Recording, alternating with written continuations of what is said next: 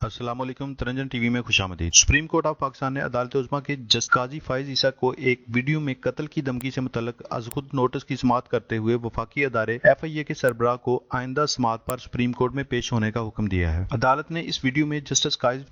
قاضی فائز عیسیٰ کو قتل کی دھمکی دینے والے شخص افتخار الدین مرزا کو بھی ذاتی حیثیت میں پیش ہونے کا حکم دیا ہے۔ واضح ہے کہ پاکستان کے چیف جسٹس نے اس ویڈیو سے متعلق 25 جون کو از خود نوٹس لیا تھا۔ خبر حضرات، ترنجن ٹی وی کو سبسکرائب کریں، ویڈیو کو زیادہ سے زیادہ شیئر کریں اور بیل آئیکن کو پریس کریں۔ خواتین حضرات، چیف جسٹس گلزار احمد کی سربراہی میں سپریم کورٹ کے 3 رکنی بینچ نے جمعے کے روز اس از خود نوٹس کی سماعت شروع کی تو بینچ کے سربراہ نے اٹارنی جنرل خالد جاوید کو مخاطب کرتے ہوئے کہا کہ یہ سب کیا ہو رہا ہے۔ اٹارنی جنرل نے عدالت کو بتایا کہ اس ویڈیو سے متعلق جسٹس قاضی فائز عیسیٰ کی اہلیہ نے اسلام آباد کے تھانہ سیکریٹریٹ میں درخواست دی تھی،